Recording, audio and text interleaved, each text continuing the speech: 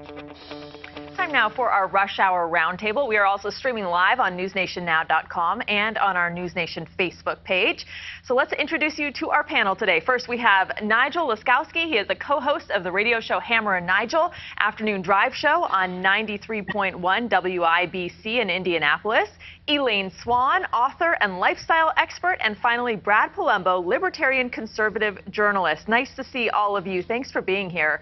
Our first topic today, what else? School safety. Tuesday's elementary school shooting in Texas, highlighting security concerns at schools. Districts can equip their schools with items such as bullet-resistant glass, cameras, armored doors, if they can afford it, though. The Partner Alliance for Safer Schools developed a school safety and security checklist.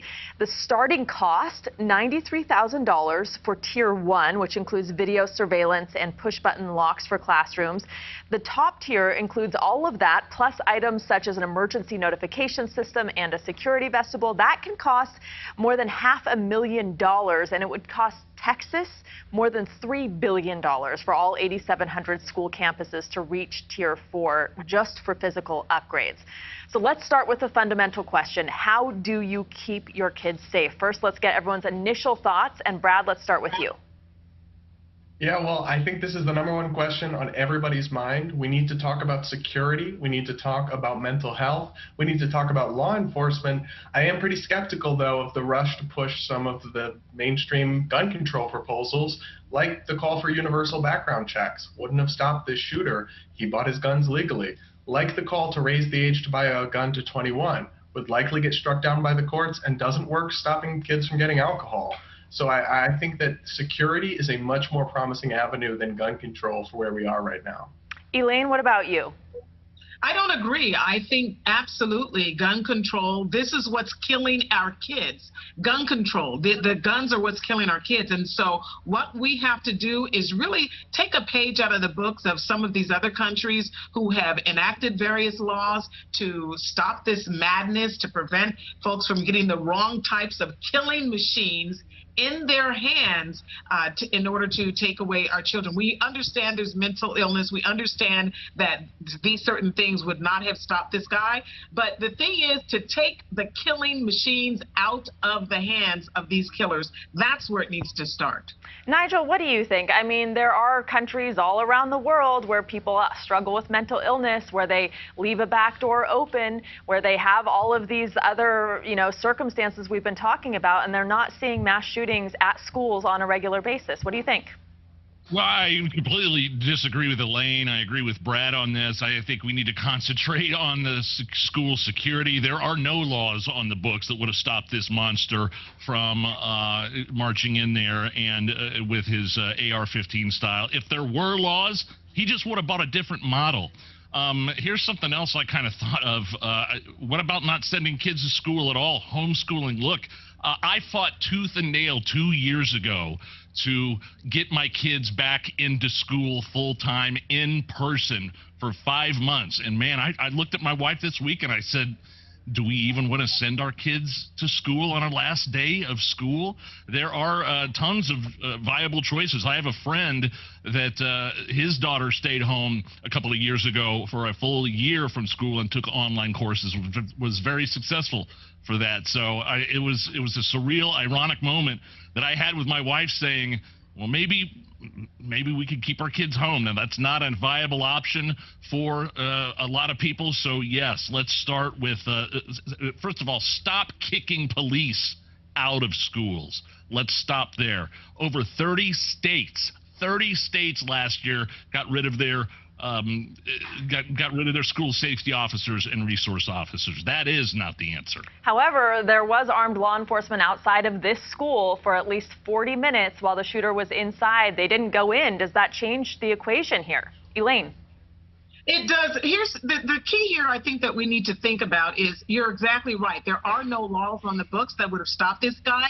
That's why we need to get the laws on the books. Now, I'm not saying that we shouldn't have guns. I live with guns. My husband has his guns. He enjoys shooting. He enjoys the shooting range. He enjoys hunting, everything else. I'm not saying that. What I'm saying is there are specific guns that should certainly have some sort of ramifications in terms of whether it's extended background checks for particular types types of guns. This guy bought these guns online and they were shipped to him. We're going backwards as far as this is concerned. We're trying to add more and more and more money to pay for security for the kids when we need to be putting that money elsewhere into adding laws on the books and making sure that there are barriers in place, and also, of course, helping with the mental health. Listen, we know that there are folks out there that are going to do whatever they're going to do, but if they don't have a killing machine, something that is absolutely going to kill people, why our children are a target, I do not know, but we need to do something to stop this from happening, and to just say, put more officers in the schools and to still give these folks something that's going to allow them to go in and kill the kids. I don't think that's the answer. It's not the answer. We need to look at this. There are laws that prevent people from doing stuff such as drunk driving. Some drunk drivers still do it anyway, but some people who choose not to drunk drive is because they know there's a law against it, and that if they get caught, they're going to suffer from it. Brad, I want to go back to you. I mean, you mentioned all of these things. I think there is widespread consensus on making schools safer, right? Instituting these security measures. We talked about the cost of it. Are taxpayers willing to pay all that money? Well, honestly, the cost is a non-issue. But when we're talking about $3 billion from the state of Texas, the federal government lost more than $200 billion to unemployment fraud and the COVID stimulus alone. There are trillions of dollars wasted by our government every year. Okay, but let's focus on this topic in particular, which is the money that would go to schools, not waste in other areas, etc. Let's focus on this. Are taxpayers, if it's on the ballot, willing to pay all of that money in communities that are low income? Limited government person, I would be willing to pay for school security, yes. But I do want to touch on the point that Elaine made about why only America. Because the thing is, the comparisons to other countries have limited usefulness, because we are where we are today. There are 400 million guns in America. There are more guns than people in America. We can't change that. If we were starting from scratch, maybe we would want to make a country with no guns at all. But as long as honestly, for all of our lifetimes, there will be guns around for bad people to get their hands on, because there are 400 million guns today. So restricting lawful gun owners, that's the downside that's being overlooked, is that defensive gun use occurs in the U.S. anywhere between 500,000 to 3 million times per year, according to the Institute of Medicine. This is a real trade-off that can't be overlooked, and we're not in the similar situation of other countries. Nigel, back to you. We remember Columbine, Sandy Hook, Parkland. Now this year alone, there have been 27 school shootings in this country. When we talk about keeping our kids home, right, and you say it's not a viable option for all parents in this country, but what have we learned from past shootings?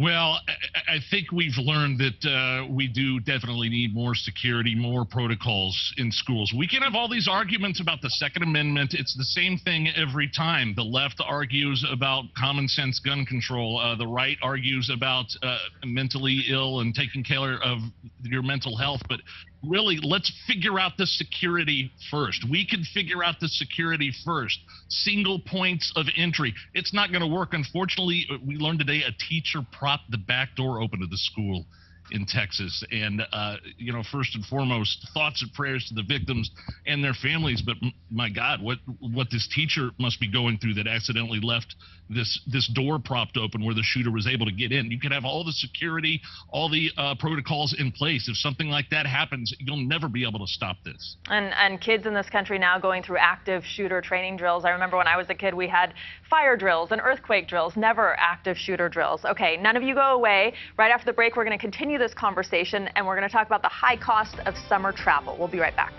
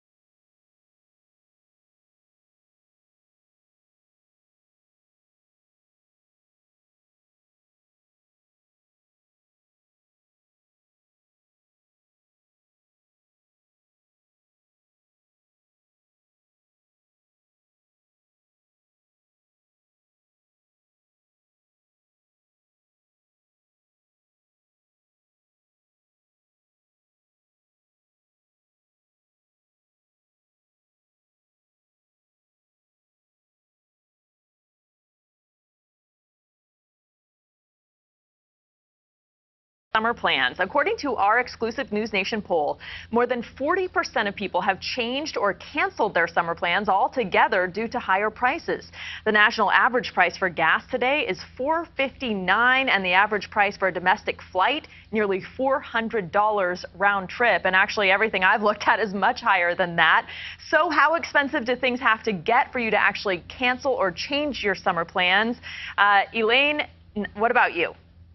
Well, for me, I am not going to let this affect my quality of life. I'm definitely going to figure out a way, do research, and figure out exactly what's going to work for me. And I think folks can do this too. There's a lot of resources out that can allow people to kind of modify their vacations, but don't get back into this rut. I mean, we just got back out from this lockdown. I live in California, so we were stuck for a long time. And people should really definitely take some time to figure out exactly how they can still enjoy quality of life with some type of a vacation. But don't let these high prices stop you from doing that. Nigel, is there a price that's just too high? Well, if my kids are watching, please turn the channel right now, because my wife and I were making plans for fall break, and we wanted to go to Anna Maria Island, the place we stayed last fall. The prices have doubled. We can't find plane tickets less than $575 per person. Brad, Elena, I don't know if you guys traveled during the pandemic at all, but my family, as soon as we could, went down to Florida 2020.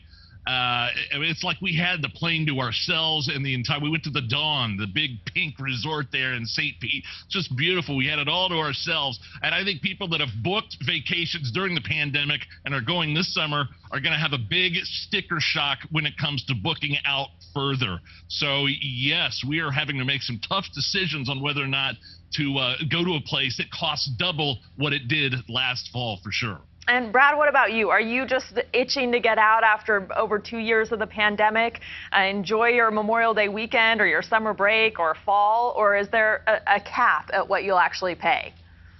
Well, I'm lucky. I mean, I'm a college-educated journalist. My boyfriend is a doctor, so we're going to be able to do what we need to do. Most Americans aren't, though. People in the working class, people who are lower middle class, people who are in poverty, they cannot stand this burden, right? It's really crushing them. It's ruining a lot more than just their travel plans, but especially their travel plans with the price of gas and airplane tickets. And that's because inflation, you know, we can debate all day about what causes it, but we can all agree it is a regressive burden that hurts the people lower in our society the most. Yeah, I mean, we're talking about vacations here. According to our poll, more than 70% respondents said they've cut back on purchases over just the last month. So are any of you finding yourself, Brad, even though you can afford it and you're fortunate, like many of us are you finding yourself changing or modifying your plans? Yeah, absolutely. I mean, we just came back from a vacation to Europe that we planned a year ago when the prices were, I mean, it was a bargain. You just had to worry about it getting canceled. But we won't be traveling again beyond, the stuff that we do every year because it's so expensive that it would just be inefficient to do it. But in other people's shoes, I mean, they won't be going anywhere at all for a while now. And that's really unfortunate consequence of all this inflation. Yeah, and it's not only... I think what we're finding as folks, we're finding, especially hitting our lifestyle website, that people are looking for alternatives, and Americans are pretty resourceful. So there's lots of information on the internet to figure out travel on a budget or vacation on a budget or staycations. So there are options. And so I'm encouraging folks to get creative and look and see what can work for their budget. It's unfortunate that that things have to shift and to change, but to cancel altogether, I think that we can definitely find a way. And Nigel, during I'm a fan of the staycation. The staycation, it's always good. Get to know your community, be a tourist in your own town. During the pandemic, people were discovering places in America, beautiful natural parks that they had never been to. They were taking road trips and driving. But Nigel, now the gas prices are so high as well. Well, it's not stopping people from traveling this Memorial Day weekend. People are saying, experts have said that this is going to be the highest traveled weekend since the pandemic. And Elaine's totally right. There are certain things that you can do if you're on a budget. I mean, look at all the streaming platforms you're currently subscribed to right now. You could probably cut a couple of those out.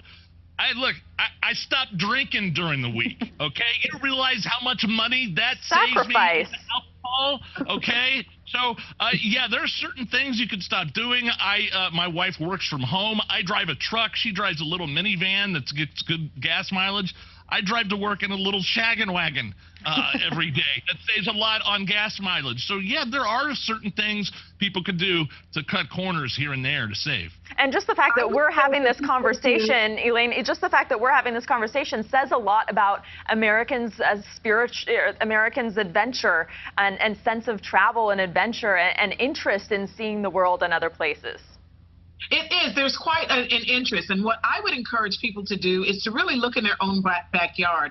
Every city in the United States, they put out a city publication that talks about what's going on in that city or in that county, whether it is a concert in the park or some sort of museum or something like that, but there's something going on. So that stuff that we used to look at as junk mail, now you can find a really great find on what's happening around your town or others. So this is what I certainly encourage people to do so that they can still have fun this weekend.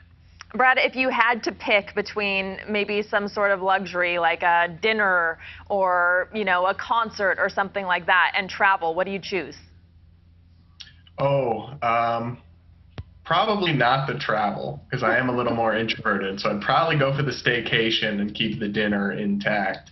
But another thing is car prices. We just bought a car and we're just looking for something cheap for a backup second car, and used car prices are out of control. I mean, and we're in Michigan, right? It's hardly the most expensive place to live in America, and it's still even here. So I hope people on the vehicle market aren't struggling too much out there, because that's also really tough right now. That's a great point. And if you are traveling, good luck with the rental car as well.